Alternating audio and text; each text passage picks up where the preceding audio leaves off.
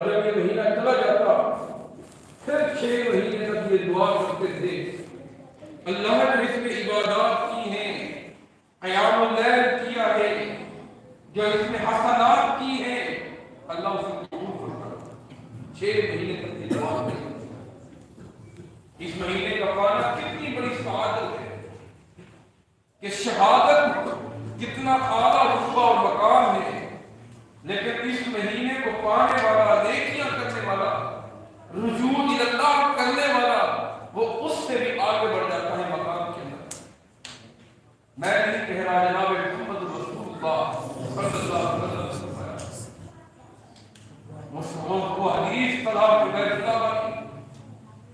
کہ 2 آدمی اکٹھے مسلمان ہوئے، ایک وقت میں مسلمان ہوئے، سال پہلے ایک آدمی شہید ہو گیا اور دوسرا 1 سال بعد تک زندہ رہا۔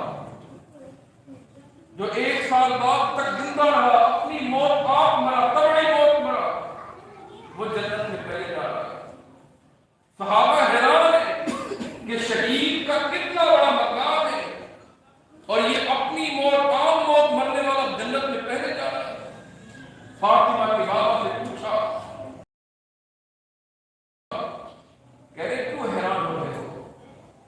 کیا اس نے رمضان کا مہینہ نہیں پڑھا؟ علیہ کا کلمہ کا شہادہ سلام فاضرہ کا رمضان صلی قضا و قضا۔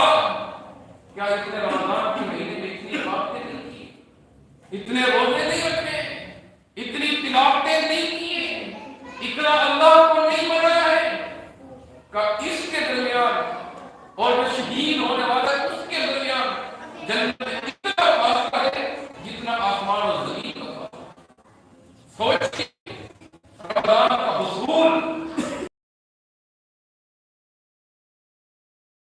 لوگ پچھلے سال ہمارے ساتھ تھے، نمازیوں میں دیکھیے، اپنے رشتہ داروں میں دیکھیے، جاننے والوں میں دیکھیے، اپنی برادری میں دیکھیے، ہمارے ساتھ روزے رکھے، ہمارے ساتھ نمازیں پڑھی، ہمارے ساتھ تراویحیں پڑھی، ہمارے ساتھ سحریوں میں شریک تھے، ہمارے ساتھ افطاریوں میں شریک تھے۔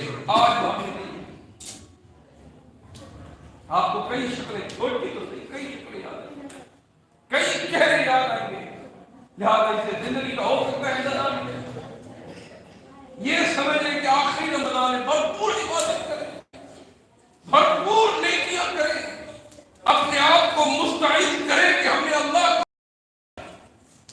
رمضان کی خصوصیات کے حوالے سے اتنی خصوصیات ہیں، اتنی خصوصیات ہیں کہ ہم لگے رہے اور سنتے رہے، خصوصیات ختم نہیں۔ یہ مہینہ جہنم سے آزادی والا مہینہ ہے۔ یہ مہینہ نبی علیہ السلام کی حدیث ہے، للہ متقا عند کل فطر۔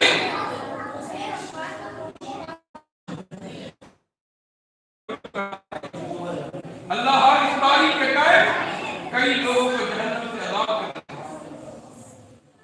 اور میرے بھائیوں، اگر ہم جہنم سے آزاد ہو جائیں، اس سے بڑی کامیابی کوئی ہوتی ہے؟ بلکہ ایک حدیث میں یوں بھی فرمایا، ذالک فی کل یوم و لیلۃ، رمضان کے ہر دن، رمضان